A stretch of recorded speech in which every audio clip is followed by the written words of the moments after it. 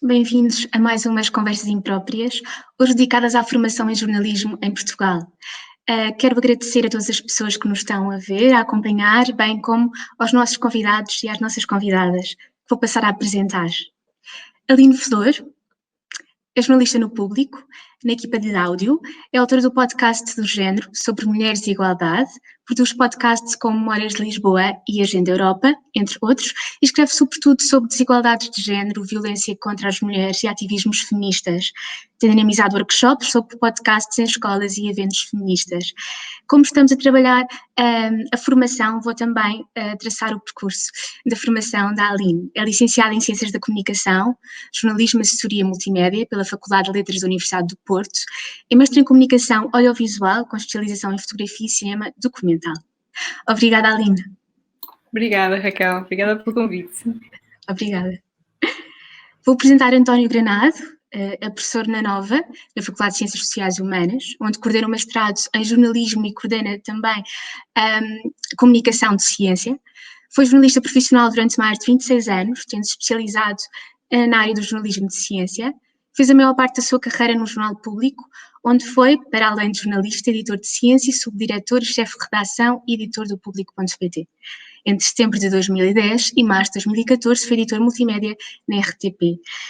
O seu percurso académico começou com uma licenciatura em Línguas e Literaturas Modernas, na variante português-inglês, na Universidade de Lisboa, uma pós-graduação em Ciências da Informação, na Universidade Católica Portuguesa, um mestrado em Jornalismo de Ciência, na Boston University, e doutoramento em Ciências de Comunicação na University of Leeds. Obrigada, António. Obrigado, eu. Sofia Branco. É jornalista há 20 anos e presidente do Sindicato de Jornalistas, desde janeiro de 2015.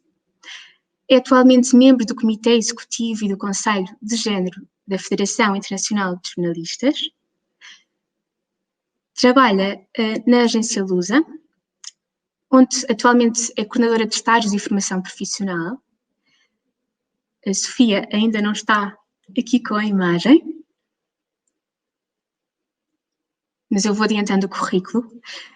Tem um percurso profissional reconhecido nacional e internacionalmente na cobertura de temas de direitos humanos. Já cá está. É professora convidada de Ética e Ontologia no ISCTE, desde 2016, e representante de Portugal na rede temática de jornalistas do Instituto Europeu para a Igualdade de Género. Entre 1999 e 2009, trabalhou no Jornal Público, tendo recebido vários prémios por artigos publicados, nomeadamente pela série de trabalhos sobre o tema da mutilação genital feminina, entre os quais recebeu a Medalha de Ouro da Assembleia da República. É autora dos livros como Cicatrizes de Mulheres, sobre a mutilação genital feminina, e As Mulheres e a Guerra Colonial. É licenciada em Jornalismo pela Universidade de Coimbra, pós-graduada em Estudos de Género pela Universidade de Nova, tem um mestrado em Direitos Humanos na European Inter-University Center for Human Rights and Democratization, a formação de formador do São Jorge, Centro Protocolar de Formação Profissional para Jornalistas. Acho que estamos com problemas com a imagem da Sofia, mas espero que a Sofia nos esteja a ouvir. Eu vou começar por contextualizar, porque a história do ensino do jornalismo em Portugal é uma história recente. O regime ditatorial e censura foram responsáveis pelo bloqueio do seu desenvolvimento e persistia a ideia de que este se aprendia na tarimba. O primeiro curso de Comunicação Social em Portugal surgiu em 79, na Universidade Nova, mas houve várias tentativas até então, a primeira levada a cabo pelo sindicato em 1941. Gostaria de começar por perguntar a todos e a todas o que é que foi mais importante para a vossa formação enquanto jornalistas. Vou começar pela Aline.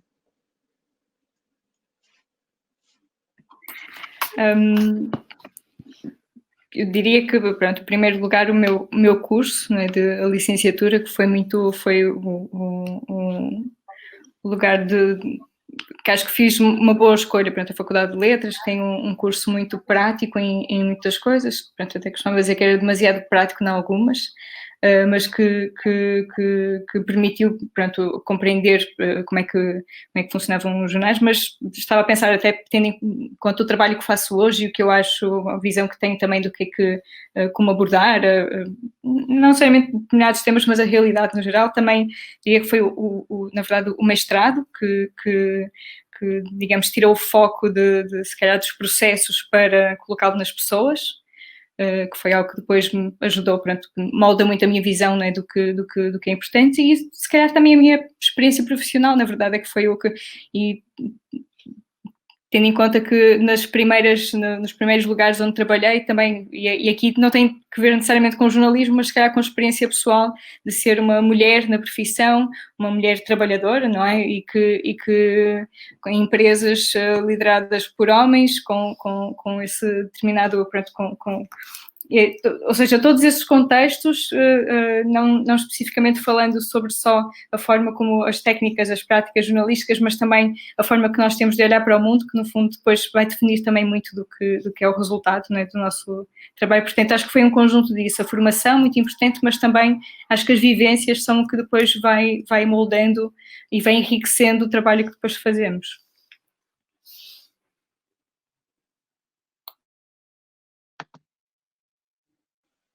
Obrigada, Aline. António, o que é que foi mais importante na sua formação enquanto jornalista? Eu acho que é importante a faculdade, é evidente. Eu comecei por fazer um curso que nada tinha a ver com o jornalismo, e depois acabei por mudar para o jornalismo depois de fazer aquela pós-graduação que fiz na Católica. É claro que a passagem pelo público, a partir de finais de 1989, naquele grupo de estagiários que o público recrutou, foi absolutamente essencial, porque, digamos, como dizia um colega meu, também estagiário, o público nós tivemos a possibilidade de assentar praça em geral, não é? Nós entramos logo para um sítio que era o sítio mais importante da época, o sítio onde estavam os jornalistas mais conceituados e que nos ensinaram muito, que nos ensinaram tudo, quase tudo. No meu caso, o editor de ciência, o José Vitor Malheiros, é a pessoa a quem eu devo mais ensinamentos na área do jornalismo e, portanto, esse trabalho é fundamental. Aquilo que se passa nas redações é fundamental também para formar os alunos, desde que as redações sejam suficientemente boas, porque se as redações não são suficientemente boas, também ajudam a deformar e a criar um jornalista deformado à partida. Obrigada, António. Sofia. Estou de volta, acho eu. Sobre a formação, primeiro eu acho que um jornalista está sempre em formação contínua, é uma daquelas profissões em que a formação não se esgota em determinados momentos, não é? E portanto ao longo da nossa vida enquanto profissionais vamos ter vários momentos em que somos formados, digamos assim. O primeiro eu acho que tem a ver com a faculdade, não é? Com a escolha que se faz do curso, com o grupo que se tem na faculdade, mas sobretudo com os professores. Eu ainda tive a sorte de fazer um curso que misturava professores teóricos, como nós chamávamos, e professores que estavam nas redações e que nos traziam a experiência prática. Aliás, o primeiro e o segundo ano eram muito teóricos e nós estávamos sempre todos desejosos de chegar ao terceiro ano, porque era aí que vinham os professores que estavam dentro de redações. E, portanto, há obviamente professores que nos marcam. No meu caso, o António Granada é seguramente um desses professores, portanto é um prazer estar aqui com ele a dividir isso. É seguramente dos professores com quem eu mais aprendi, no sentido de partilha, de ensinar, mas também debater e refletir, aquilo que depois vai fazer muita falta nesta altura nas redações. Também ainda tive a sorte de fazer estágio e de começar a trabalhar numa redação onde a discussão era permanente, que era a do Público. Eu estagiei no Porto e depois basicamente fui inaugurar, digamos assim, aquilo que se chamava a Última Hora e que hoje em dia é o Público Online. E portanto sempre também muito acompanhada pelo António Granada e na altura pelo Zé Vitor Malheiros, por um grupo de profissionais que alguns dos quais ainda fazem jornalismo, felizmente, que era muito bom nessa altura, mas naquela altura a redação do Público era de facto ainda uma redação, para já, que nos acompanhava muito, depois que nos instruía, de certa forma. Eu lembro-me, conto sempre isso, que mal entrei no Público, houve logo alguém que me perguntou se eu já me tinha sindicalizado, coisa que não se faz, esta pergunta hoje em dia não se faz, que é uma pena, e portanto temos o que temos, que é um descalabro, não é? Há pouquíssimos jornalistas sindicalizados. Na geração da Aline, e a Aline é felizmente uma exceção, são muito poucos. A partir da geração da Aline para baixo, vamos tentando, às vezes há assim umas bolsas porreiras, tipo no Público e na TSF, há assim o grupo dos jovens sindicalizou-se todo, mas é muito raro nos outros órgãos de comunicação.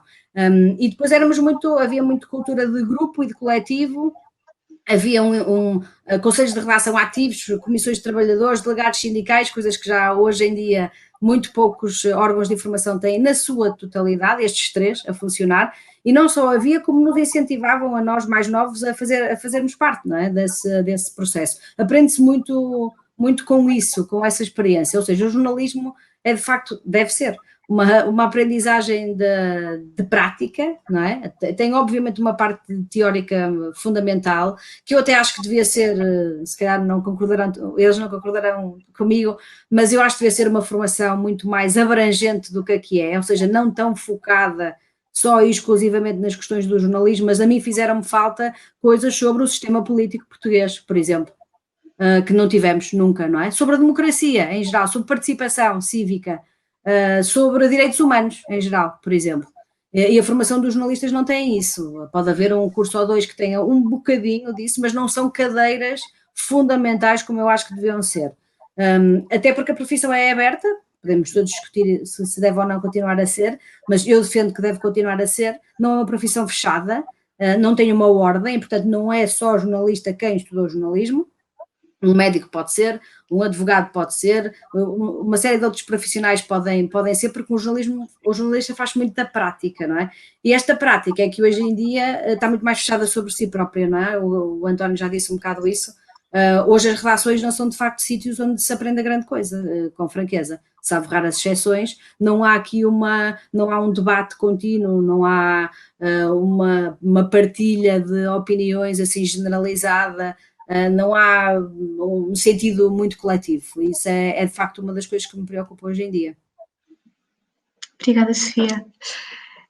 Segundo o relatório A Profissão de Jornalista, Condições Laborais, Formação e Constrangimentos, publicado em fevereiro de 2017, mas o questionário foi aplicado em 2016, realizado pelo Observatório da Comunicação em parceria com o Centro de Investigação e Estudos em Sociologia, o Sindicato de Jornalistas e a Comissão da Carteira Profissional de Jornalista, baseando-se numa amostra de 1.494 inquiridos, podemos ler que, no que toca às habilitações académicas, 79,6% mencionaram ter diploma de ensino superior. Sabendo que a maioria tem um diploma ao nível do ensino superior, verifica-se que aproximadamente 2/3, ou seja, 66,7% dos inquiridos, têm formação na área das ciências da comunicação social. Segue-se audiovisual e multimédia, depois línguas, literaturas e culturas e depois história. Consideram que deveria ser obrigatória a formação superior para desempenhar a atividade profissional de jornalista? Pode começar quem quiser.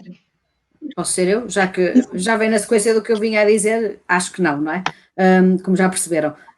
Não quer dizer que não ache importante, ou que não ache válida, ou que, como é óbvio, todas essas coisas. E que não haja aqui um contexto a ter em conta, que é de facto ter havido no país um exponencial número, a meu ver, completamente desfasado da oferta-procura de cursos de comunicação, não é? E, portanto, obviamente que se existem os cursos de comunicação, se esses cursos de comunicação têm despejam uma série de licenciados para o mercado de trabalho, que não sei como nunca na vida os vai reter, mas isso é outra conversa, mas se despeja, obviamente que os estágios, a forma de começar a profissão, vai ser muito focada nessas pessoas com esses estudos, digamos assim, essa base, essa formação de base. Eu acho que é muito, muito redutor isto para o jornalismo, com franqueza, tenho que dizer. Cada vez que me aparece, eu coordeno os estágios na Lusa, e cada vez que me aparece um aluno de História, Geografia, Ciência Política ou Relações Internacionais, eu quero ficar com ele, porque o jornalismo ganha com essa diversidade. Acho que perde imenso em ter as pessoas todas muito padronizadas, muito formatadas da mesma forma. Agora, é preciso rever tudo o que está para trás, porque, como é óbvio, não podemos penalizar quem está a sair de um curso e efetivamente tem que fazer um estágio, não é? Portanto, o grosso dos grupos que eu recebo é obviamente feito de pessoas que estudaram jornalismo, ciências da comunicação, comunicação social. Eu acho que é muito, muito empobrecedor para o jornalismo. Acho que a profissão deve manter-se aberta e, na verdade, abrir-se ainda mais, mas isto é bastante polémico no seio da profissão. Eu acho que é claro que a questão da formação superior me parece cada vez mais necessária, mas eu estou absolutamente de acordo com a Sofia. Eu acho que a profissão deve estar aberta a outras áreas. Evidentemente que essas outras áreas eu acho que ganham alguma coisa em passar pela área da comunicação. Portanto, Bolonha, a reforma de Bolonha veio trazer exatamente essa oportunidade, que é as pessoas fazerem uma licenciatura numa área e fazerem um mestrado na outra. Portanto, eu percebo quando a Sofia coloca esta questão, que eu também muitas vezes coloco aos meus alunos, se vale a pena fazer um mestrado depois de fazer uma licenciatura em Ciências da Comunicação. A vantagem do mestrado é, particularmente, a questão do acesso aos estágios, não é? Porque os estágios na licenciatura acabaram. Quando a Sofia acabou, ainda havia estágios, eram obrigatórios no final da licenciatura. Neste momento, com 3 anos apenas, não seria possível, porque o estágio contaria não sei quantas horas e, portanto, os alunos, para esse estágio contar, os alunos teriam pouco mais de 2 anos de aulas, não é? Porque o estágio conta muitíssimo mais tempo e, portanto, não é possível integrar o estágio dentro da licenciatura. Há alunos que têm feito estágios, aquilo que nós chamamos de estágios académicos, não estágios curriculares. Curriculares são aqueles que são obrigatórios para terminar um determinado grau, e, portanto, eu acho que a realização do estágio e do contacto com a redação é fundamental. No mestrado em jornalismo na Nova, que eu coordeno, desde que o professor Nelson Traquina saiu, desde 2011, nós, na escolha dos alunos do mestrado, todos os anos, temos muitos alunos que são de fora da área da comunicação. E esses alunos vêm aqui buscar, digamos, tendo feito uma área completamente diferente, vêm aqui buscar mais a área da comunicação, que é a área que interessa para depois entrar nos jornais. Não é? Exemplos, eu poderia dar muitos exemplos este ano, quer dizer, uma das melhores alunas, claramente, do ano que terminou, foi a Ana Cunha, Ana da Cunha, que estagiou no Público, na redação do Porto, e a Ana da Cunha veio teatro.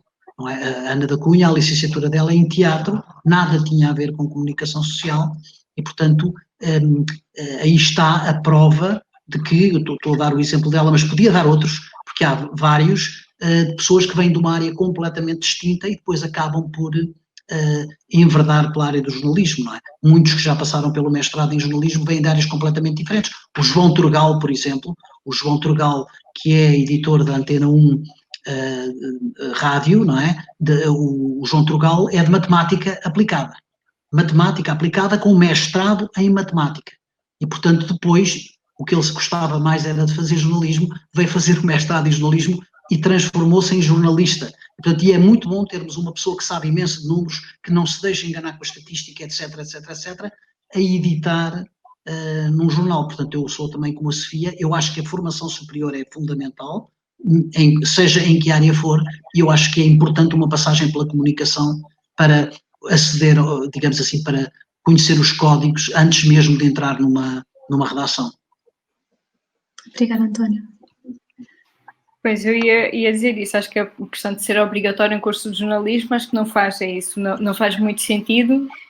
Acho que é o que a Sofia facilita bastante, porque estava a pensar neste contexto que é o que dizíamos antes, né, a Sofia falava sobre não ter tanto um espírito coletivo, né, ou seja, se as redações também não dão tanta atenção aos novos jornalistas que chegam sem tanta experiência, portanto, é só um risco grande que existe quando nós, acolhemos alguém que não teve nenhuma formação de todo em jornalismo. Depois estava a pensar também agora, começam a surgir mais projetos, também acho que é isso, esses códigos da profissão, portanto, ter um sentido ético forte, mas também compreender, por exemplo, economia dos média, que foi uma cadeira que eu tive na faculdade, que são coisas que às vezes vejo pessoas que não tiveram formação, que não têm uma noção de como funcionam as coisas, não é? Mesmo estruturas. E depois também há uma outra coisa, mas já vem de outra, estava a pensar a prática das pessoas, né? Nos Estados Unidos, o seminário luterano, as pessoas só podem, a teologia é só uma pós-graduação, não é uma licenciatura. As pessoas têm que fazer uma licenciatura noutra área qualquer e depois é que se podem tornar pastores, não é? E eu acho isso muito interessante porque faz com que as pessoas tenham primeiro uma outra visão do mundo, que não seja só aquela, e pronto, desculpem esta confusão, este desvio pela teologia, mas acho interessante também a questão da maturidade, não é? Como é que nós chegamos e às vezes também isto de Bolonha fez com que pessoas cada vez mais jovens e se calhar com menos preparação chegassem, pronto, fossem atiradas aos leões, não é? Nas redações. Então estava a pensar, esta questão de definir demasiadas regras também nem sempre nos ajuda. Podemos depois com isto pensar um bocado mais fundo e que outras coisas é que nós até podemos estar a melhorar, não é, na integração das pessoas na profissão. Deixa-me só acrescentar uma coisa. Posso acrescentar? Também aquilo que além disso, só para fazer um acrescento, há sítios que entendem mesmo que o jornalismo deve ser um segundo, digamos, um segundo grau. Deve ser uma formação de segundo ciclo. É o caso da Universidade de Colômbia, nos Estados Unidos, não é o principal mestrado de jornalismo nos Estados Unidos. Colômbia não tem qualquer licenciatura. Colômbia só tem um mestrado em jornalismo. Portanto, entende que o jornalismo deve ser uma formação depois de uma outra qualquer. Podem vir da área da comunicação, mas também podem vir do cinema, podem vir da antropologia, podem vir da medicina. E, portanto, isso também acontece noutros sítios. Eu acho que Bolonha dá-nos essa possibilidade, dá a possibilidade de estudar comunicação e depois fazer uma especialização, seja em gestão desportiva ou em gestão hospitalar, se eu quero começar a escrever sobre saúde, e dá exatamente o contrário, é eu vir de uma área completamente distinta, como sociologia, e depois fazer um mestrado em jornalismo para me especializar mais na área do jornalismo.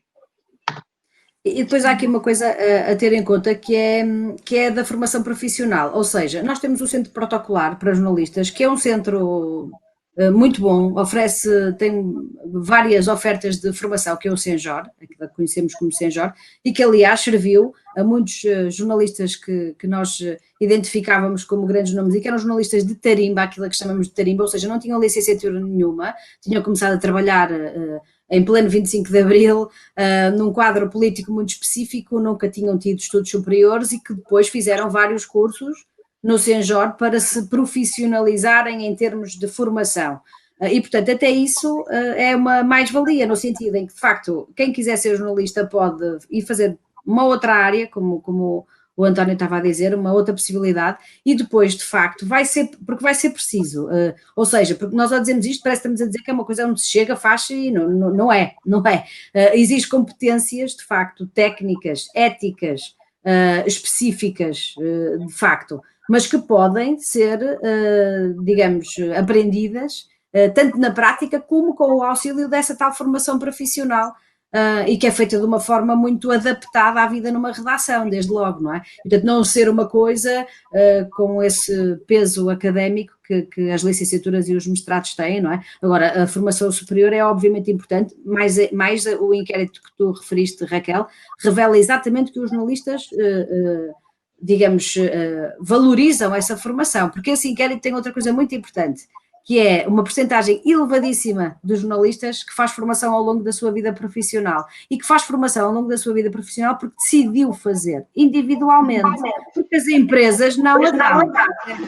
É bom termos em conta, há uma percentagem mínima nesse relatório, e se tu olhares para a percentagem, se vocês olharem, vão perceber que é a Lusa e a RTP, que são as empresas do setor empresarial do Estado, que basicamente têm a obrigação legal de dar formação aos seus jornalistas, todas as outras estão a borrifar para isso, mas ainda assim os jornalistas procuram formação profissional e nomeadamente, como o António estava a dizer, porque estão a cobrir uma determinada área muito específica e querem fazer formação sobre essa área específica. O Senjor é desse exemplo, tem cursos e cursos e cursos, onde os participantes são imensos, os interessados são sempre muitos, no sentido de exatamente fazer essa formação contínua. Portanto, acho que é uma profissão que valoriza bastante a formação.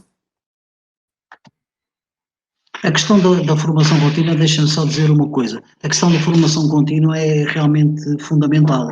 É pena, como a Sofia diz, as empresas não participarem muitas vezes nessa formação, não é? Por exemplo, no caso aqui da Universidade Nova, nós temos também criado algumas formações complementares, quer seja através dos cursos de verão, quer seja através dos cursos de ano novo, de forma a tentar atrair pessoas que possam vir, por exemplo, e eu acho que as pessoas não têm muitas vezes essa ideia, que qualquer digamos, qualquer cadeira isolada num curso superior em Portugal pode ser frequentada. Ou seja, a pessoa não precisa de se inscrever no grau. Se quer mesmo saber sobre um determinado tema, pode vir saber sobre esse determinado tema. Nós, por exemplo, no próximo semestre, nós lançámos um curso de especialização em análise de dados e visualização de informação, não é? Que iniciará no próximo semestre. E é um curso de apenas um semestre, com uma propina muito baixa, de forma a que as pessoas possam, se quiserem, vir fazer alguma formação nesse campo.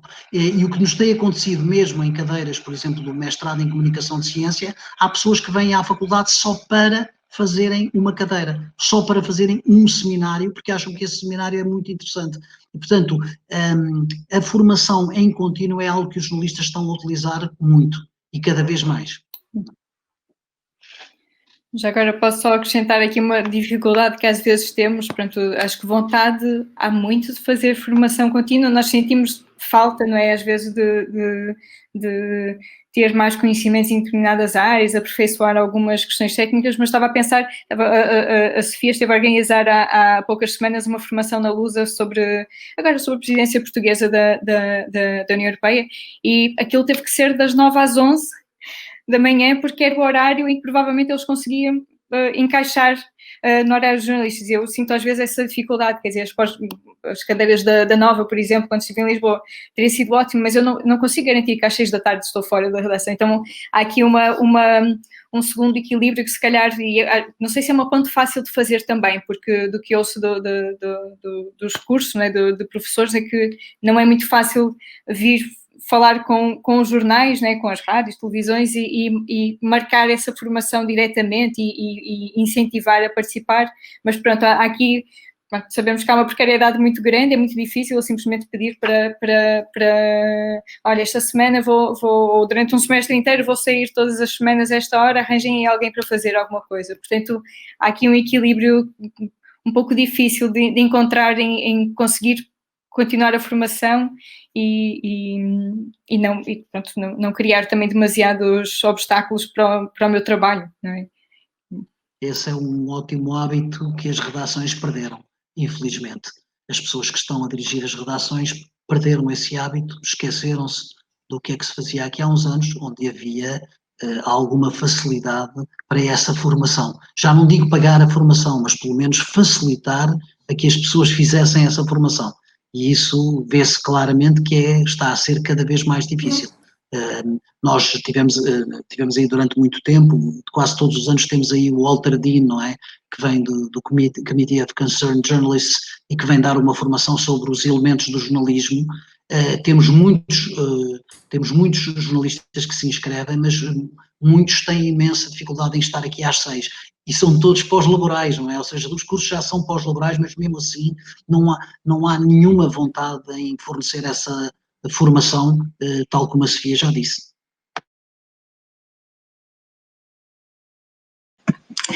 António, a sua formação base, como há pouco disse, é em línguas e literaturas modernas. Quando escolheu, já planeava seguir a carreira de jornalista e realizar este movimento que há pouco falava, de que seria importante ter uma base diferente para depois entrar na comunicação?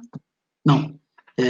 Digamos, eu sempre gostei da área do jornalismo, mas a minha formação foi feita com a ideia de fazer línguas e literaturas e depois foi um acaso, mais ou menos um acaso, a minha ida para a área da comunicação. O que aconteceu foi que eu, muito pouco tempo depois de começar a dar aulas no ensino secundário, e aulas de português, que era o que eu fazia, fui colocado no serviço militar obrigatório e foram 17 meses sem fazer nada e, portanto, eu resolvi inscrever-me no curso de Ciências da Informação da Católica. E, portanto, fui fazendo outra formação, entusiasmei-me pelo jornalismo e depois fiz um estágio e depois tive a sorte de conseguir entrar no público e de largar a profissão de professor do ensino secundário, mas nunca, ficou-me sempre o bicho de ensinar, não é? E, portanto, depois acabei por estar a fazer duas coisas ao mesmo tempo e o público sempre me permitiu, não é? O público sempre me permitiu dar aulas, eu dava aulas em Coimbra, como a Sofia já disse, durante 10 anos eu dei aulas em Coimbra, eu só dava aulas no primeiro semestre, eu tirava um dia por semana, durante o primeiro semestre, Portanto, no fundo, 13 semanas, o público dispensava-me um dia para eu ir dar aulas a Coimbra. E isso também é muito importante, haver esta ligação da redação com a academia e, ao mesmo tempo, também a redação perceber que pode contribuir para essa formação, não é? Dispensar, e o público sempre foi muito bom para comigo, digamos assim, as pessoas perceberam que isso poderia ser importante e também o tempo que nós passamos na redação é muito mais do que aquilo que deveríamos passar, portanto, dispensar-me um dia durante 13 semanas é algo que era possível fazer com alguma facilidade.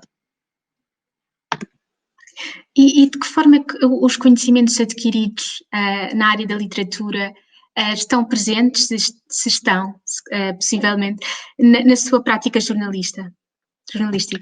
A literatura ensina a escrever, não é? Quer dizer, ensina a escrever. A literatura mostra o que é escrever bem, não é? E eu acho que um bom jornalista tem que escrever bem, não é? Tem que saber contar histórias, essa é a primeira característica. Primeiro tem que ser curioso, não é? Primeira coisa. Depois tem que saber contar histórias, tem que saber encontrá-las e tem que saber contá-las, não é? E a literatura nesse aspecto dá muita ajuda, não é? Há inícios eu costumo mostrar aos meus alunos leads, ou seja, primeiros parágrafos de obras de literatura, não é? E há primeiros parágrafos de obras de literatura que são autênticos leads, não é? O primeiro parágrafo do Gabriel Garcia Marques, do Crónica de uma Morte Anunciada, é um lead, não é? No dia em que iam matá-lo, Santiago Nazar saiu de casa às 5h30 da manhã. E no dia em que iam matá-lo, é todo o livro, não é? As 5 primeiras ou 6 primeiras palavras do texto é todo o livro. E isso é um lead, isso é um bom lead. Portanto, eu acho que a literatura ajuda muito. Obrigada. Há pouco falaram sobre a especialização e a importância da especialização, mas isto não corresponderia a uma outra organização nas redações. Imaginemos que a especialização se tornaria como se, por exemplo, as especialidades médicas, em que cada jornalista estaria responsável pela formação mais especializada em que cursou, e isto não corresponderia, e entrando numa redação, ele ficaria fixo naquela especialização, naquela área. Uma coisa não significa outra, uma reformulação da academia não significaria uma reformulação na própria redação.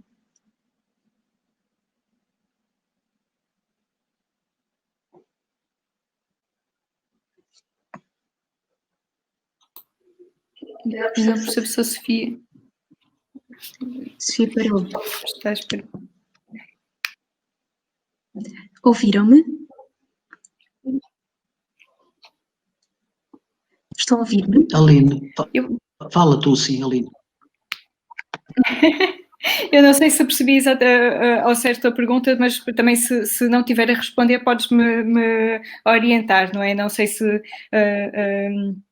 em termos de redação, como nós falamos, também às vezes há benefícios em nós dominarmos de uma forma, por exemplo, um curso numa outra área que não seja jornalismo, que nos pode dar fundamentos, né, para nós escrevermos melhor. Mas estava a pensar, enquanto fazias a pergunta, na quantidade de pessoas no público, por exemplo, que está neste momento numa determinada secção, mas que na verdade vieram de outra secção completamente diferente, e como isso também enriquece, ou seja, por um lado, acho que a especialização sim torna-nos também, é isso, mais precisos quando nós atacamos um determinado tema, não é? Apesar de, não, mesmo dentro das secções haver bastante variação e, portanto, não há necessariamente uma coisa muito específica, mas depois esta riqueza que também há em jornalistas que estão, sei lá, a Clara Barata que estava na secção do Mundo, não é? A editora junto, que na verdade foi uma jornalista de ciência, não é? E como isso também foi rico, e de algumas notícias que ela ia dando ao longo agora na pandemia, por exemplo, exemplo. Portanto, acho que sim, a especialização ajuda, mas também o que nós vamos vendo nos colegas que depois vão de um lugar para outro, não é? Sei lá, a Dias Cordeiro, que era da secção do mundo e hoje em dia está na sociedade e consegue trazer também esse mundo, não é? Que ela viu para além dos problemas muito, muito específicos e portanto, não. E aqui já é a parte em que se calhar eu não percebi bem exatamente o que era a tua pergunta, mas acho que sim, a especialização ajuda a fazermos um bom trabalho, mas ao mesmo tempo acho que não devemos também nos fechar demasiado nas caixinhas. Se calhar só mais uma coisa que é um bocado o que a Sofia dizia sobre a formação precisar ser também abrangente em termos de algumas disciplinas que são transversais das nossas vivências, não é? De, sei lá, por exemplo, um jornalista que está em sociedade, na secção de sociedade, que lida mais com questões sociais, pode estar mais atento ou atenta, não é?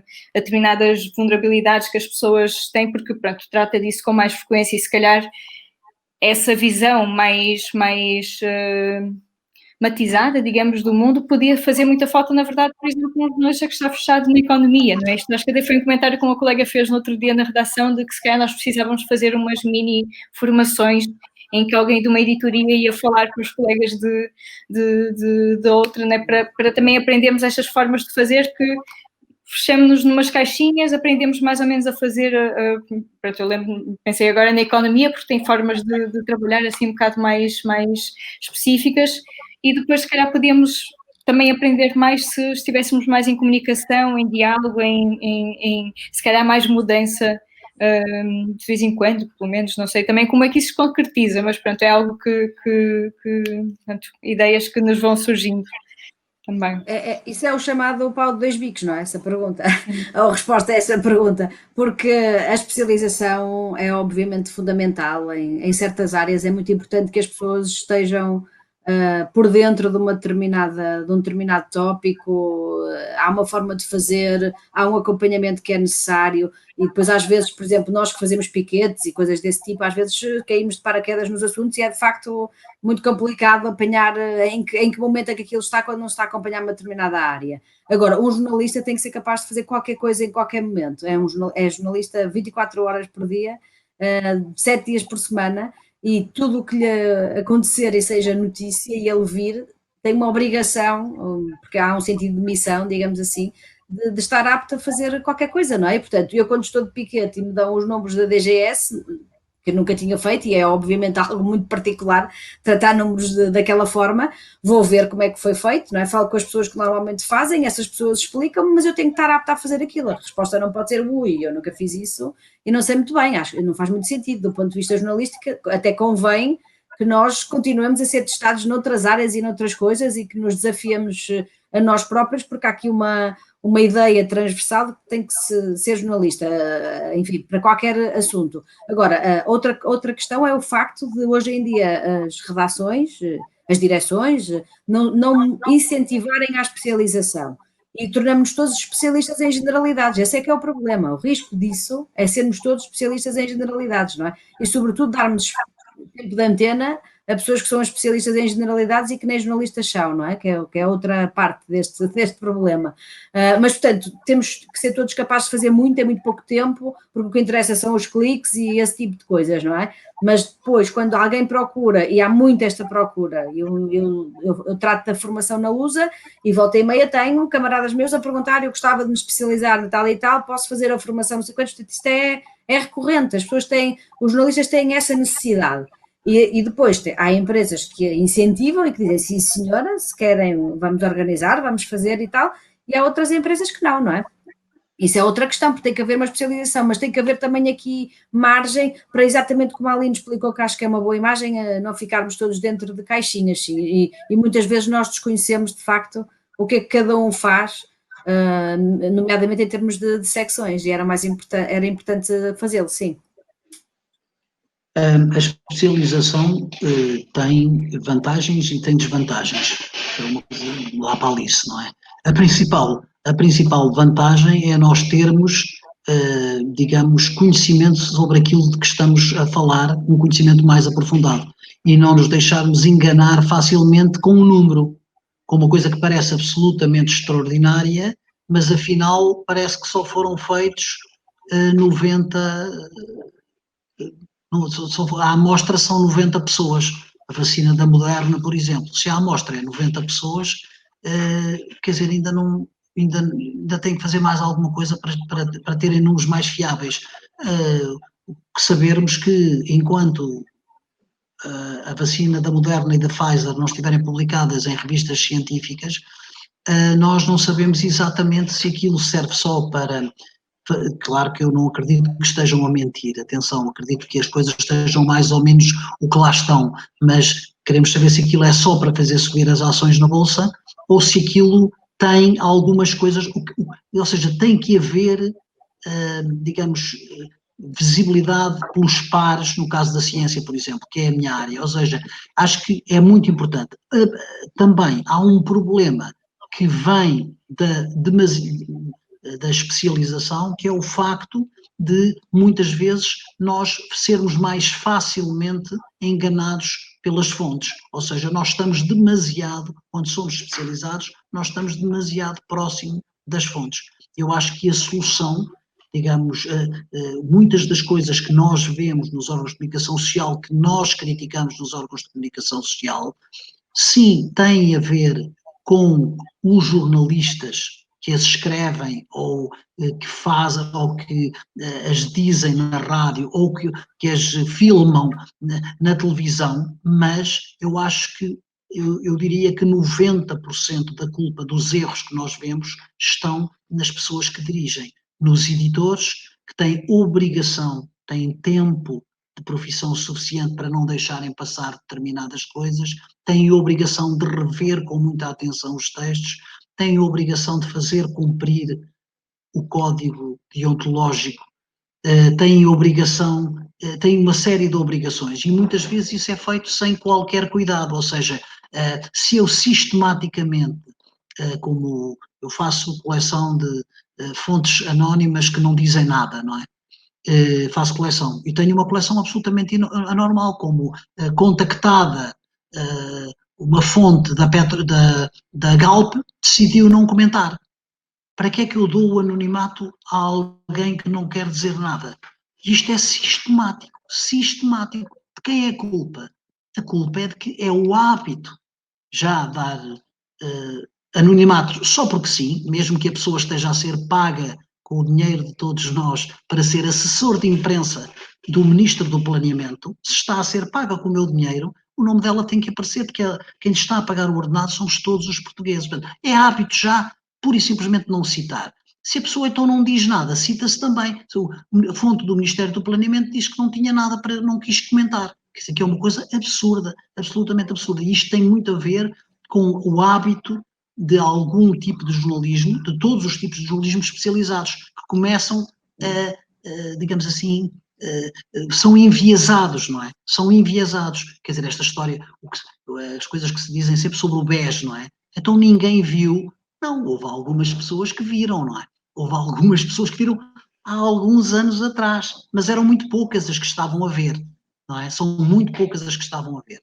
E, portanto, eu acho que o jornalismo especializado, eu sou pelo jornalismo especializado, acho que é muito importante a pessoa especializar-se, mas eu acho que o jornalismo especializado tem que se fazer com editores também muito bons.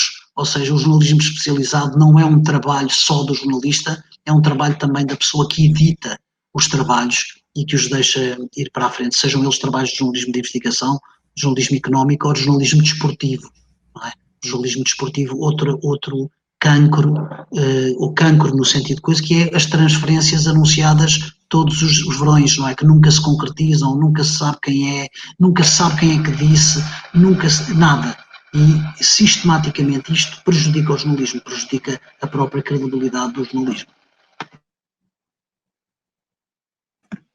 Obrigada, António. Sofia, ainda citando o mesmo relatório, 40% dos inquiridos sentiram necessidade de fazer formação complementar por iniciativa própria, como há bocado falou, sendo que o São Jorge é a instituição a que mais recorrem. Sendo atualmente coordenadora de estágios e formação profissional, o que é que pensa que o justifica? Para além da necessidade, como já falou, da constante atualização Mas não será também um desencontro entre a preparação que se recebe na academia e depois os problemas encontrados na entrada para o contexto laboral? Sim, em parte acho que sim, embora depois, quer dizer, não sei se essa formação académica inicial podia ser assim tão diferente, não é? Porque ela quer-se mais geral, não é? E portanto depois a prática vai de facto levar-nos por um caminho ou por outro, e aí sim procurar-se uma formação especializada. Eu acho que há mesmo, é muito complicado dizer que só se deve a isso, embora, sobretudo hoje em dia, eu acho que de facto os cursos de jornalismo, comunicação, ciências da comunicação se transformaram em coisas muito mais teóricas do que deviam, e ainda por cima já experimentamos um modelo diferente. Isto tem que ver com as dinâmicas dentro das próprias universidades e aquela questão de as universidades basicamente serem enfim, incitadas ou quase obrigadas a usar os seus próprios quadros de pessoal, e é verdade que os quadros de pessoal das universidades são compostos por pessoas doutoradas, e a percentagem, como se vê também nesse inquérito de jornalistas que têm doutoramento, ainda é bastante reduzida, como não podia deixar de ser. O doutoramento é algo muito, muito exigente, que para ser feito aparca uma profissão igualmente exigente, que já não tem horários, em que se trabalha muito mais horas, coisa que esse inquérito também revela, do que é suposto, em que a conciliação entre a vida pessoal, profissional e laboral é extremamente difícil. Estar ainda a fazer um doutoramento, acho que não era expectável que essa percentagem, infelizmente, fosse maior, não é? À medida que isso acontecer, ótimo, ou seja, à medida que passemos a ter pessoas que dentro das redações, a trabalhar em redação, e porque é que insistimos, eu insisto muito nisto, mas eu não estou a dizer que as coisas não devam ser uma mistura, não é? Para dar um exemplo, nós temos um projeto relacionado com literacia para os médias e jornalismo, que exatamente junta jornalistas que estão nas redações com jornalistas que, sobretudo, dão aulas e, sobretudo, fazem investigação. Mas o perfil tem que ser combinado, não é? Um curso de jornalismo não pode ter só pessoas que estão na universidade, porque o microcosmos onde o jornalismo se passa não é esse. Chama-se redação, agora por acaso até se chama Casa das Pessoas, não é? Que é outro problema que se vai levantar a seguir. Agora chama-se Casa das Pessoas, sobretudo, não é? E isto vai ser é uma coisa que parece, não, que está tudo bem, mas não. Isto não vai ficar tudo bem, ao contrário daquele símbolo que anda por aí. No jornalismo isto seguramente não vai ficar tudo bem. O que não quer dizer que eu não consiga fazer jornalismo a partir de casa, claro que sim, é possível fazer jornalismo em qualquer sítio. Agora, é a mesma coisa não ter uma redação como espaço coletivo, ou o tal espaço que é dos jornalistas. Não é bem.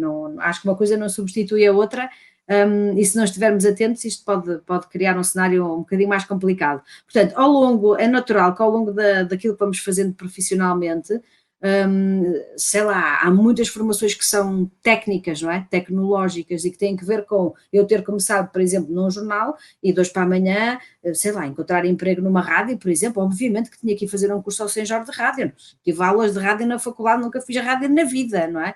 E portanto, tecnicamente, teria que ir ver. Agora, eu preciso de ir aprender jornalismo outra vez? Claro que não é? Aquilo que a base para quem faz rádio, para quem faz imprensa, para quem faz televisão é a mesma, para quem faz desporto, economia ou outra área qualquer é a mesma, não é?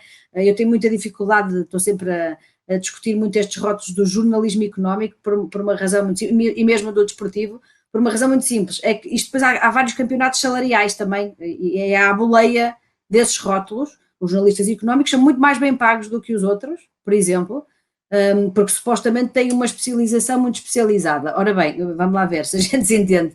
Nós podemos ter várias especializações e essa não é melhor do que a outra, nem deu mais trabalho, lamento. Portanto, discuto muito essa ideia dos rótulos, de pôr coisas com o jornalismo. O jornalismo é o jornalismo, a pessoa naquele momento está na economia, naquele momento está no desporto, mas se de hoje para amanhã sair do desporto e fazer outra coisa, é jornalista na mesma, não é? O que nada lhe tira a especialização que foi fazendo em desporto ao longo da sua carreira, e até em termos de estudos, seja profissionais, seja académicos, não é? Mas devia haver, eu acho que devia ser mais homogéneo o jornalista, ponto, e depois então haver essas especializações à medida do caminho que se vai fazer, não é?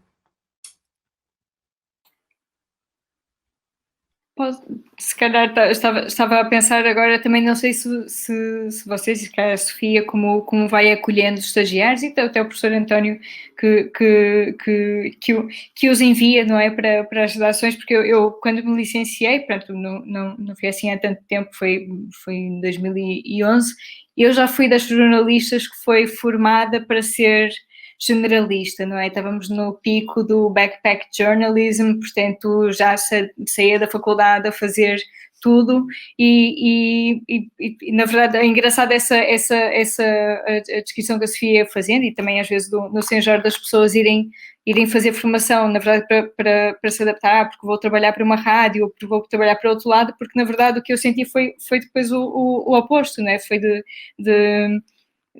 estar preparada para trabalhar qualquer meio, mas depois sentir falta depois daquela pronto, de uma questão mais de como olhar para o mundo, né? de se calhar ter tido mais não sei se será uma formação humanista, não sei qual é o termo correto para se falar, mas acho que seria pronto, o que na verdade o que me fez falta não foi tanto acho que a versatilidade já é muito trabalhada nos cursos, e estava a pensar nas outras bases que se calhar ainda não sei se é uma questão de continuam a faltar ou se perderam em relação aos cursos de antigamente. Não sei também como é que a Sofia e o António, que já têm uma perspectiva histórica maior do que mais extensa do que a minha, como é que viram também essas mudanças, não é? Nas gerações mais jovens, não é? Porque acho que o que tem falado também bate muito numa geração que não é a minha, não é? Eu não essa questão. Eu ainda não tive tempo suficiente de jornalismo para mudar de secção no meu jornal, portanto... É muito mais homogéneo do que eu posso dizer dos grupos que recebo, e a Lusa até à pandemia recebia 3 grupos de estágio por ano, o que dá mais ou menos 30, digamos assim, entre os 30 e os 40 estagiários que passam pela Lusa por ano, estágios curriculares. É muito homogéneo, extremamente homogéneo, é muito parecido, é muito difícil depois até selecionar mesmo. É muito difícil, é muito padronizado, tem mais ou menos os mesmos interesses, é muito difícil pôr gente na política ou na economia, por exemplo, há uma grande apetência mais pela área social, a cultura então é um fenómeno normalmente nos grupos de estágio, sendo que a Lusa tem uma secção minúscula e portanto é sempre uma depressão para toda a gente, que só aceitam um estagiário, e há sempre N candidatos para a área da cultura, e nós tentamos, nós trazemos os editores para conversarem com eles, e alguns mudam de opinião, nomeadamente sobre o desporto, a política e a economia, que são assim as áreas mais difíceis para angariar, mas é uma formação muito homogénea de facto, a não ser que eles de facto já estejam, que também acontece, a fazer mestrado noutra área, não é? Muitas vezes, às vezes perguntam, acha que devíamos continuar nesta área? Eu digo, não, vão para outra, por amor de Deus, não continuem nessa área. É o meu próprio percurso, portanto, eu uso o meu, eu fiz licenciatura em jornalismo e fui fazer mestrado em direitos humanos, portanto, confesso, nem em doutoramento, e aqui o Renato terá de certeza muito bons exemplos do que eu também, mas eu nunca me lembraria de fazer um doutoramento assim em jornalismo, mesmo no sentido jornalismo, de estudo do jornalismo. Não sei, com franqueza, a não ser que isso se juntasse a uma área, outra área que me interessasse, e isso é possível, não é? Desde logo a dos direitos humanos, por exemplo, haver uma combinação do jornalismo. Dizer isto, por favor, humanos. Sofia, vai fazer um doutoramento em jornalismo como... Não, igualdade de género, sim, como o jornalismo serve uma coisa e a outra deve incentivar o jornalismo ou se relaciona com o jornalismo, isso acho fantástico, não é? Agora, a coisa do estudo do jornalismo, tipo técnica, não, isso não acho que, pronto, para mim não faz sentido, não é? Mas é outra carreira, não é? Acho que é uma carreira separada. Agora, a prática vai-nos dizer, já vai-nos dar evidências, não é? O que é que queremos fazer? Que áreas é que queremos trabalhar? E ao dar essa evidência vamos, acho eu, ter a tendência para procurar, mas eles chegam de facto muito parecidos, muito feminizados. É aqui um ponto que eu queria deixar, a sério, eu estou a achar isto assustador, porque a profissão vai desequilibrar de uma forma, isto vai se virar ao contrário, não é? E vamos ter um problema duplo, ao mesmo tempo, que é, as chefias continuam a ser altamente masculinas, porque é uma questão geracional, não é? quando normalmente a idade da chefia é uma idade, vamos pôr assim nos 45 para cima, vamos pôr, e portanto de 45 para cima a profissão ainda é mais masculina, e há telhados de vidro, há coisas para discutir no sentido do acesso das mulheres e dos problemas da conciliação, e porque foi ter filhos e depois não sei o quê, e a carreira interrompe-se. Tudo isso também se passa no jornalismo, e vamos ter isto, a cúpula, na mesma assim, enquanto estas pessoas não deixarem o jornalismo, e ainda para algumas, felizmente, ainda falta algum tempo, enquanto a base, eu estou a dar aulas a 16 pessoas no ISCTE e só há um rapaz. Eu já falo no feminino, digo, olha, desculpa lá, mas tu aqui já não és a maioria, eu agora já falo sempre no feminino, sendo, faz favor, incluído, foi como nós nos andamos a sentir este tempo todo. Eu brinco com ele, mas quer dizer, eu acho assustador, eu digo isto para mim, eu defendo a igualdade de género, mas isto para mim é assustador, porque a igualdade não é isto. Como é que de repente só tenho mulheres? Isto também vai deturpar um bocado, e não sei se tu tens esta experiência, António, mas eu mesmo nos grupos de estágio é uma coisa inacreditável. Também acontece o mesmo, não é? O número de homens é cada vez menor nas turmas, tanto na licenciatura como no mestrado. Isso é absolutamente claro. Aliás, este projeto que temos agora com a Lusa, não é? Tu tens alguma explicação para estágios, isso? Eu confesso-te, nunca me debrucei sobre isto, eu não sei sobre as médias altas, mas não sei se é uma explicação fácil. Eu acho que a explicação tem a ver com o facto de as mulheres terem melhores notas que os homens no secundário, em geral. Por exemplo, no caso aqui de comunicação social, de ciências da comunicação, é a média mais alta do país, e portanto são 17, já nem sei, 17,85, ou o que é que foi este ano, foi uma coisa absolutamente absurda. E, digamos, as mulheres têm notas mais altas, portanto entram, e, digamos assim, não há dúvida nenhuma que nesse aspecto são melhores que os homens, né? Portanto entram sim, por claro. mérito. E portanto A questão é depois o desequilíbrio. quer dizer, é uma questão que não tem solução, não tem outra solução, ou seja, é assim mesmo. Eu acho que o desequilíbrio que tu estás a falar já se nota há alguns anos, mas agora é cada vez maior. É maior. É maior, é. Também acho. É maior. Estava a pensar que vai ser ainda mais preocupante, porque a Sofia estava a falar de desequilíbrio de haver mais editores e pessoas em cargos de chefia que são homens, e as mulheres, e ainda por cima porque vai coincidindo com uma precarização cada vez maior, ou seja, Certo. não só são as mulheres que estão a ser mandadas, né, têm que obedecer, mas obedecer em condições super precárias. E depois até estava, antes daqui estava a conversar com a Raquel, porque eu e no caso ela também no Gerador, eu comecei antes de vir para o público, trabalhei em lugares em que fazia jornalismo, pronto, trabalhava com esse código, mas como não era digamos, fui a primeira jornalista num dos casos, né, que chegou ao sítio, não tinha carteira porque não tinha orientador, e isso é de uma precarização ainda maior, não é? Não há ninguém que proteja, nós somos muito, não sei se a palavra está, corporativistas, não é? De protetores do nosso cantão de só quem tem carteira, que é jornalista, e de repente nós estamos a deixar um grupo de pessoas que tenta fazer o seu trabalho e que está ultra vulnerável, que não tem nenhuma capacidade de acesso nesta crise. Eu só vivi em crise até hoje, não é? Sim. Não há dúvida nenhuma que a situação de precariedade é muitíssimo superior ao que era nos anos 90, quando eu comecei a fazer jornalismo. Quer dizer, eu conto muitas vezes esta história. Eu ganhava 75 contos como professor do ensino secundário, ou seja, 375 euros, e o público pagava aos estagiários, quando nós fizemos a coisa, pagava 100 contos. 100 contos são 500 euros. Nós ganhávamos 500 euros em 1989. E que agora o salário médio era o primeiro salário que nós tivemos, foi 500 contos. Mas eu lembro-me perfeitamente de nós comentarmos entre nós, espantados, não é? Dizer assim, sabes, o Vicente ganha 400 contos. Ou seja, o Vicente ganhava 4 vezes mais que eu. Não 50, nem 20, nem 25. O Vicente Jorge Silva ganhava 4 vezes mais que eu. Nós comentávamos entre nós que era o que ganhava o diretor. Ou seja, 400 contos.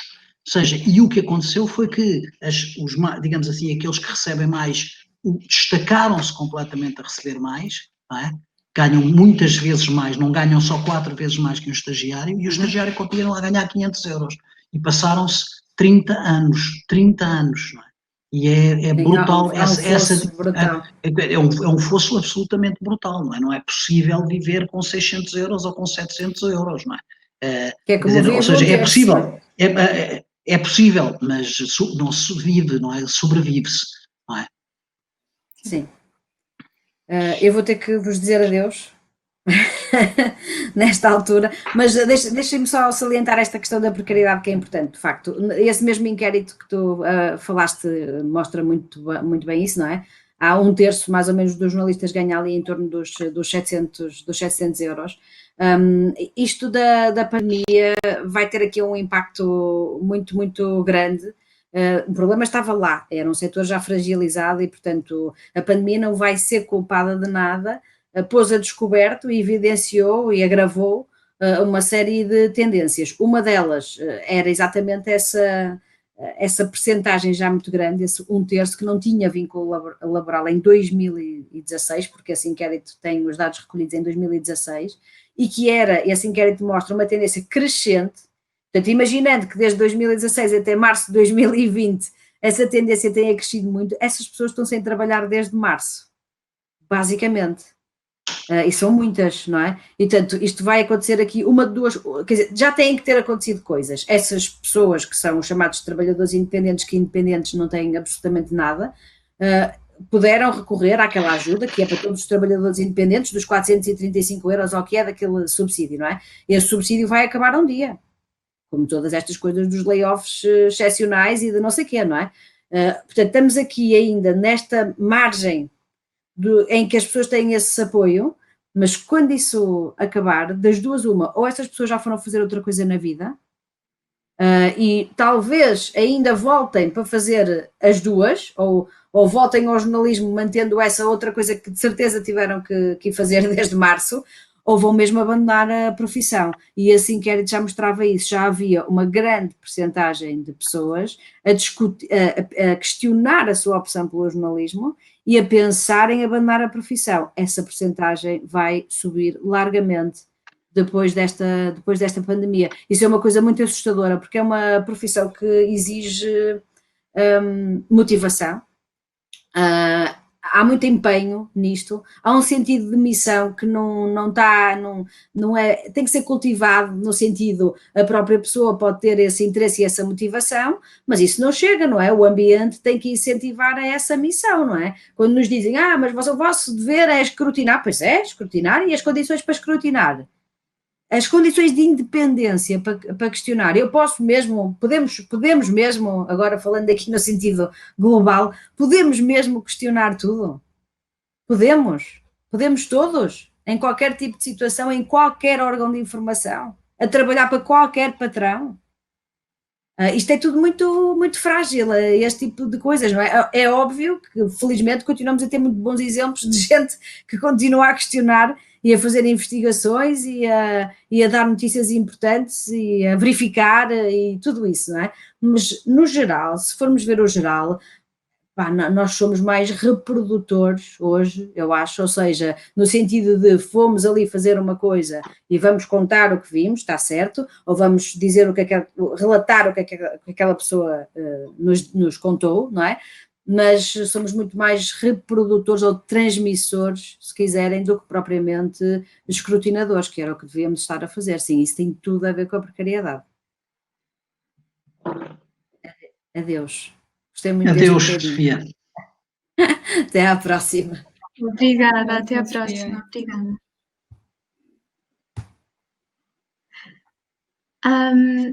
Trazia a próxima pergunta para a Sofia, já que é professora de Ética e Deontologia, mas faço-a à voz. Acham que há algum problema no facto da formação em comunicação estratégica pertencer à mesma licenciatura que jornalismo, por exemplo, como se verifica no curso de Ciências da Comunicação ou de Comunicação Social, já que tem orientações completamente diferentes, ao mesmo tempo estou a aprender publicidade e marketing, estou a aprender a imparcialidade e a verdade e a transparência? Eu começava por dizer que o curso chama-se Ciências da Comunicação e, portanto, nas Ciências da Comunicação, no caso da Nova, por exemplo, sempre houve estas várias variantes, não é? Como há cinema e televisão e comunicação e cultura, há também uma variante de comunicação estratégica e há uma variante de jornalismo. Eu não me parece que, do ponto de vista de uma formação de largo espectro, haja essa formação. Os alunos depois fazem unicamente uma variante. É importante as pessoas saberem o que é a publicidade, perceberem marketing, etc., para também poderem fazer, digamos assim, as suas próprias escolhas, não é? Claro que o que está a acontecer, e isso está a acontecer em todos os países do mundo, mas, por exemplo, aqui na licenciatura em Ciências da Comunicação na Universidade Nova, das 4 variantes, que são estas que eu acabei de referir há pouco, comunicação e artes, cinema e televisão, comunicação estratégica e jornalismo, comunicação estratégica vai mais ou menos neste momento com 50% dos alunos. Portanto, 50% dos alunos escolhem comunicação estratégica como a variante que fecham, portanto, ficam licenciados em Ciências da Comunicação, variante de comunicação estratégica. Depois há um grupo que faz jornalismo, há um grupo que faz cinema e televisão e depois há um grupo muito restrito que faz cultura e comunicação, mas digamos quase metade fazem comunicação estratégica, o que também mostra que as pessoas fogem para as áreas que lhes garantem maiores saídas profissionais, melhores saídas profissionais. Nos Estados Unidos, ainda outro dia li uma coisa que há 6 relações públicas, 6 PR para cada jornalista, não é? 6 pessoas a fazer relações públicas para cada jornalista. E, portanto, isso é uma tendência que está a acontecer em muitos países, ou seja, as relações públicas como tu disseste muito bem, a publicidade é áreas completamente diferentes, o objetivo é influenciar no sentido de gerar o lucro das empresas que a publicidade está, sobre as quais se está a falar, ou que o marketing fala. O jornalismo é uma outra coisa completamente diferente, tem um outro sentido completamente diferente, ou deveria ter, que é este sentido do serviço público e de, digamos, poder ser aquilo que cada vez é menos, não é? Que é o quarto poder, não é? Que é um poder que consegue fiscalizar os outros poderes. Não é? E numa democracia, a imprensa, quando eu digo imprensa, a comunicação social é absolutamente fundamental, mas a maioria das pessoas estão já a escolher a comunicação estratégica. Houve licenciaturas que, por exemplo, optaram por isso no princípio, por exemplo, foi o que aconteceu com a licenciatura criada pelo Mário Mesquita em Coimbra, onde a Sofia fez a sua licenciatura, que era uma licenciatura unicamente em jornalismo. E depois, entretanto, fez uma mudança e agora chama-se Jornalismo e Comunicação. Portanto, já há cadeiras na área da comunicação, exatamente por causa disto, porque a questão das saídas profissionais também é de alguma forma relevante. Não me parece que haja mal nenhum em, digamos, as pessoas saberem das duas, as pessoas têm que as conseguir distinguir, não é? A ética é absolutamente fundamental, isso sim, forçar o ensinamento na ética e na importância que a ética e a deontologia profissional têm para qualquer jornalista.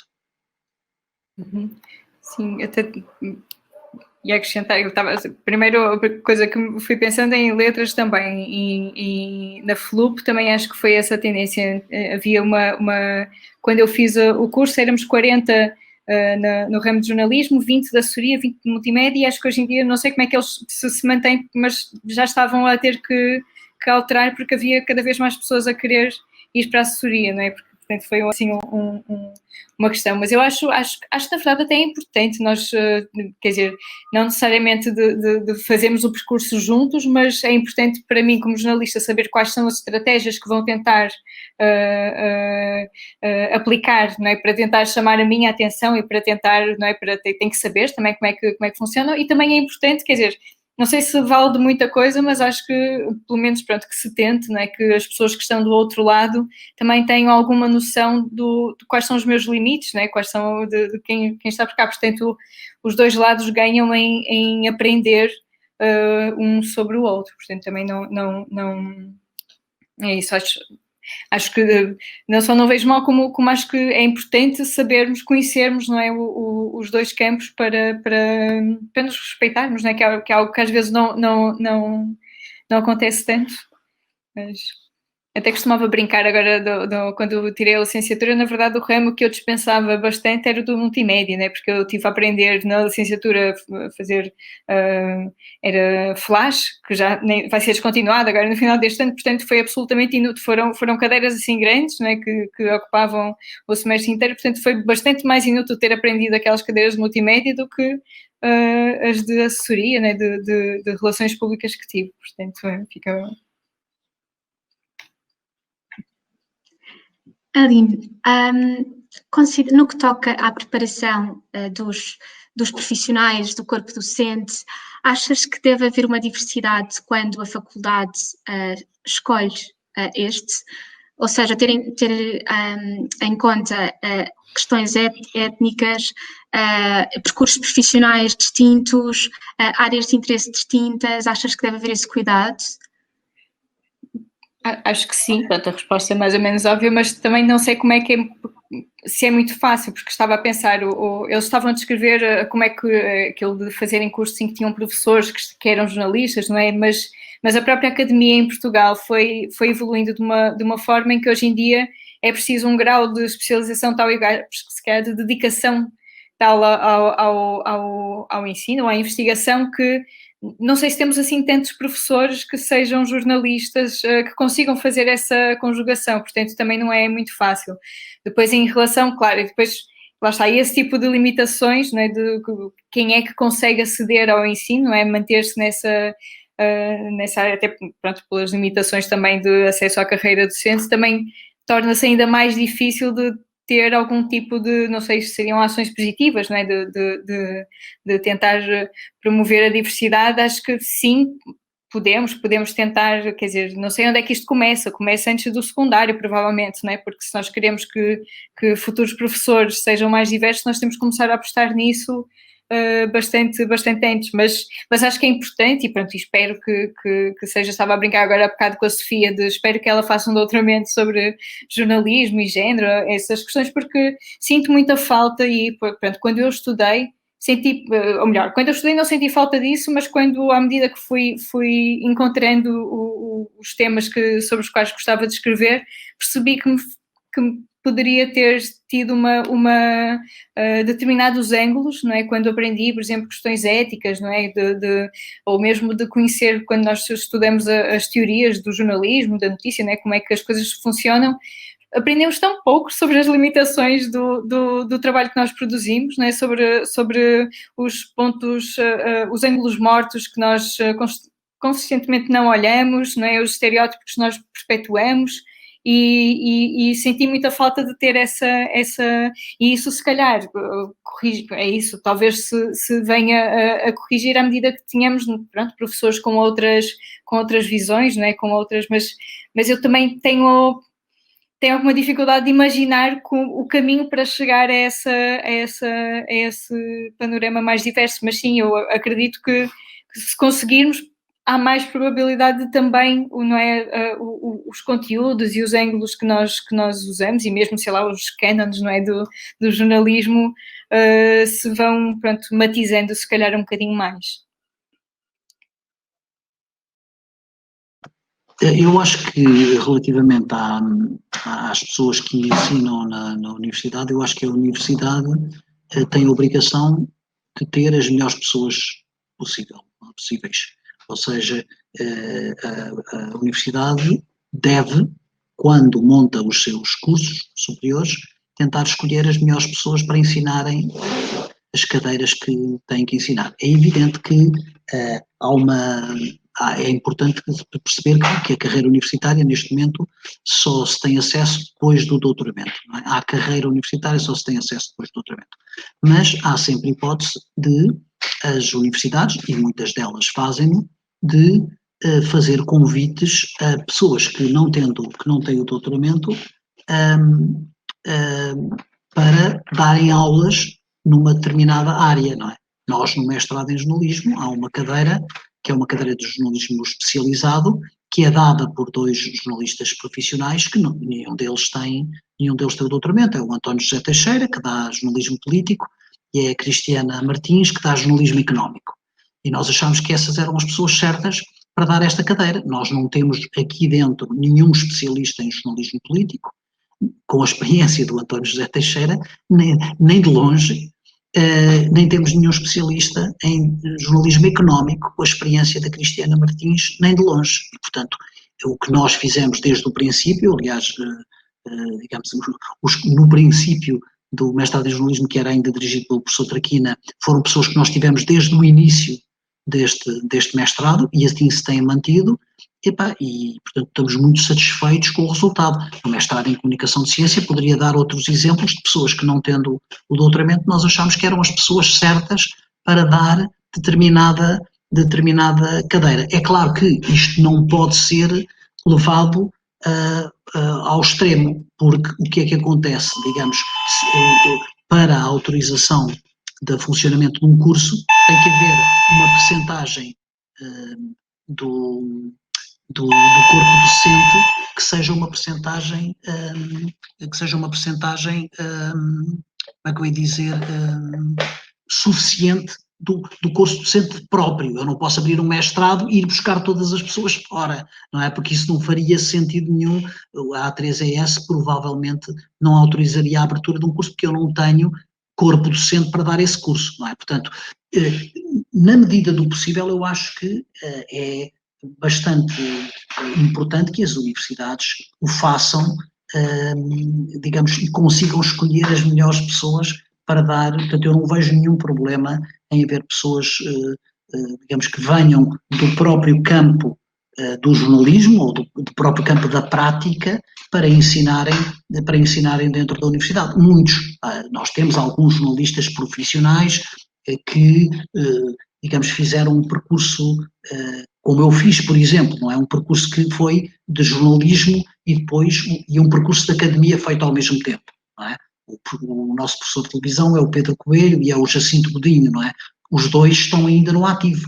O Jacinto Godinho na RTP, o Pedro Coelho na SIC, que são esses os nossos professores de televisão. Mas esses, o que eles fizeram foi um percurso académico também, ao mesmo tempo, não é? E que lhes permitiu serem professores de carreira neste momento na nova FCSH, como aconteceu comigo também, que me tornei professor de carreira depois de ter feito o doutoramento. Primeiro fui convidado e tal, quando dei aulas em Coimbra era apenas um assistente convidado, porque eu não tinha doutoramento, era jornalista, fui convidado, depois entusiasmei-me, gosto muito de dar aulas, adoro dar aulas, e portanto acabei por me especializar e por fazer um doutoramento que me permitiu entrar na carreira. Mas eu acho que as universidades, quero deixar isto bem claro, têm obrigação de escolher as melhores pessoas para dar aulas, tenham elas doutoramento ou não tenham doutoramento. É evidentemente, se eu puder ter aqui assim um prémio Nobel da literatura que não tem doutoramento, devo ter, não é? Não vou dizer que não, ele não sabe nada de escrita, paciência, não tem doutoramento, não pode dar aulas aqui. Isso não faz sentido absolutamente nenhum. Digamos, a academia é conservadora em muitos destes aspectos, é muito conservadora, mas não faz nenhum sentido, não é? Quer dizer, por exemplo, para dar um exemplo, nós aqui assim, quem ensina a arte da crónica aqui na nossa pós-graduação em artes da escrita é o Rui Cardoso Martins. Quer dizer, não haverá muito melhor pessoa em Portugal para ensinar a arte da crónica, não é? E ele não tem, ele tem a licenciatura, aliás fez a licenciatura aqui, mas é provavelmente um dos melhores cronistas portugueses e, portanto, faz todo o sentido que para dar a cadeira de crónica seja o Rui Cardoso Martins, não é? Não temos nenhum professor tão bom como ele, não é? Sim, mas penso que o que a Raquel também queria dizer, e acho que a questão que nós ainda não, e em Portugal acho que não se fez de todo este percurso, que é trabalhar as exclusões, não é? Porque eu sei que o Rui Cardoso Martins é um cronista de excelência e de referência, mas, quer dizer, estava esta expressão de nós escolhemos as melhores pessoas. Nós não escolhemos as melhores pessoas, nós escolhemos as que nós, dentro da nossa campo de visão, as que nós achamos que são as melhores, mas constantemente na nossa profissão e na forma como nós aprendemos a fazer isto na faculdade, não somos ensinados a questionar. No fundo, este é que é o enviesamento, não é? Que quando nós falamos da objetividade e desta questão da verificação, é sempre isso. Nós estamos constantemente à volta na nossa bolha e achar que estamos a escolher as melhores pessoas, e acho que por isso é que eu dizia que eu não sei também qual é a solução, mas acho que há um problema que é nós não estivemos a olhar durante muito tempo para um grupo demasiado, estivemos a sociedade em geral, não é só o jornalismo, mas a vedar isto a determinados grupos. Quando nós olhamos e sabemos que as redações só têm homens a matar, é porque durante muito tempo foi vedado também às mulheres no início da entrada, mas de a progressão, não é? E conseguirem ter uma profissão que elas conseguissem levar adiante, não é? Que nunca foi pensada para isso, mas acho que tem a ver com esta questão, não é? O que é que leva a que agora esta expressão eu sei que é um pouco tem sido usada um bocado, não digo abusivamente, mas com muita frequência, não é? Porque como é que nós só temos homens brancos e que, por sinal, neste momento já estão todos já com mais dos seus 40 e tais 50 anos, não é? Como é que nós não nos estivemos a autoverificar, não é, as nossas perspectivas para se calhar encontrar mais diversidade onde ela se calhar existia, e nós nunca tivemos esta disciplina de encontrar, não é, de olhar para outros sítios mais que não sejam os mesmos de sempre, não é, porque se calhar vamos olhar para como é que é os estagiários da fundação, não é, do público, e pronto, e vamos ver um bocado aquilo que a Raquel também, acho que era isso que ela mencionava, não é? São uma classe média branca, o português típico, nós sabemos que já não é assim, não é? Que os portugueses já são, têm muita diversidade, não é? E acho que é mais isso que eu me pergunto, como é que nós também vamos fazer um trabalho melhor se nós ainda continuamos a não questionar a nossa branquitude, não é? Classe média, não é? Claro, não são coisas fáceis de resolver, porque, se é ensino superior, à partida será a classe média, não é? Mas acho que é isso, é reconhecer que temos uma limitação em termos de diversidade, mas não sei agora como é que também a resolvemos, não é? O professor falou mais das caixinhas temáticas, não é? Mas estava a pensar do outro tipo de caixinhas que temos. Raquel, podes... Sim, não, era exatamente isso que eu estava também a pensar, porque uma diversidade maior no corpo docente também vai trazer outro tipo de narrativas, outro tipo de sensibilidade. Se eu não sou uma mulher negra e sempre cresci com determinado discurso, se calhar eu não vou estar desperta para determinadas questões ou para determinadas abordagens. Possivelmente vou repetir já narrativas que em si já comportam um olhar provindo da minha classe e da minha etnia. Então, nesse sentido, haver um corpo docente diversificado também vai chamar a atenção dos alunos, dos estudantes, para determinados detalhes que não pertencem ao nosso lugar de fala, mas sobre os quais nós vamos falar sobre essas comunidades. Foi nesse sentido também que eu pensei. Já agora até pergunto, acrescento se calhar, porque é uma curiosidade, é isso, eu já não fui estudante na altura em que estes assuntos eram muito falados, ainda como hoje em dia são, não é? E como é que também, não sei se o António como professor também ouve muito estes argumentos, e como é que isso tem sido refletido, não é? Como é que refletido no sentido de pensado nas faculdades? As faculdades demoram algum tempo nesta mudança, não é? Esta mudança não é uma coisa que seja muito fácil de fazer. É evidente que basta olhar para a idade média, não é, dos professores universitários ou dos professores do ensino secundário para saber que ela está muito acima do que deveria estar. Não é? Basta isso.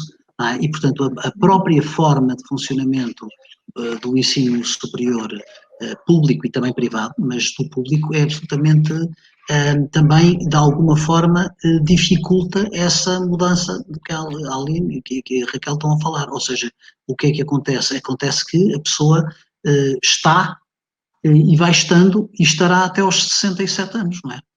Neste sentido, e portanto, não havendo nenhuma outra forma de fazer, a renovação tem-se feito, não é? Ou seja, a renovação mesmo geracional está-se a fazer, não é? Neste momento, as últimas pessoas todas que entraram no departamento são pessoas muito mais novas, mas, entram uma de cada vez, não é? Portanto, ou seja, continua o peso dos mais velhos, não é só neste departamento, é em todos os departamentos e é em todas as universidades, o peso dos mais velhos continua a ser bastante, não é?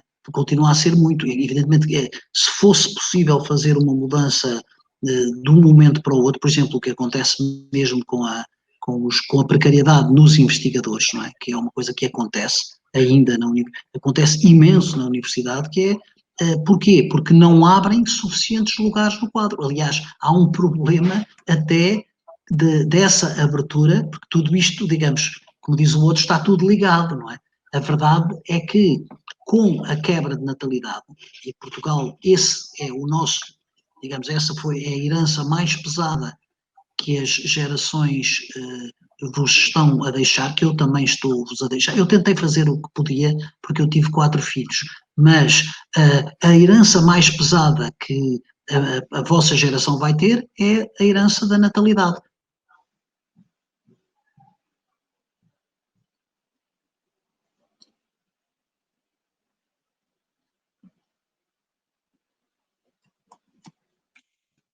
Peço desculpa.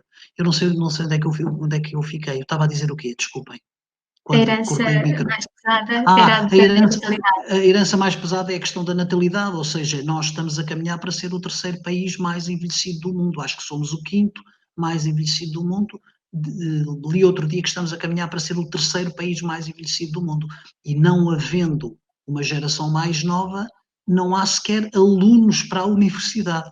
Ou seja, aquilo que aconteceu nas escolas primárias a fecharem por todo o país, acontecerá, chegará também, está a chegar agora à universidade. Não há alunos suficientes. E, portanto, essa dificuldade de mudança ainda é maior no momento em que, digamos, já não há alunos suficientes para os professores que há, não é? Portanto, ou seja, é muito, muito difícil esta mudança. Muito, muito difícil. As coisas demoram muito tempo, digamos. Esta mudança só seria possível se, eventualmente, o governo entendesse que, por exemplo, de um momento para o outro as pessoas podem se reformar aos 55 e aí limpavam umas centenas ou largas de professores, não é? Por exemplo, no ensino primário é um bocado incompreensível que as pessoas tenham que dar aulas até aos 67, não é? Ou no ensino secundário. É um bocado incompreensível, mas a verdade é que acontece. E, portanto, as turmas, os meus filhos tiveram aulas na escola secundária de Benfica. Os professores dos meus filhos eram todos, digamos assim, muito, muito mais velhos, porque pessoas para ser colocada na escola secundária de Benfica tem que passar anos e anos e anos e anos e anos para transitar. Portanto, a coisa não é nada fácil. Demora muito tempo a fazer esta transição entre gerações, inclusive de outras, como a Aline estava a dizer e muito bem, de outras mentalidades até e de outras maneiras de olhar para as coisas. Obrigada, António. Obrigada, Aline. Vamos terminar. Agradeço imenso a vossa participação. Muito obrigado. Obrigada pelo convite mais uma vez. Muito obrigado também. Adeus. Obrigada, adeus. Tchau, tchau.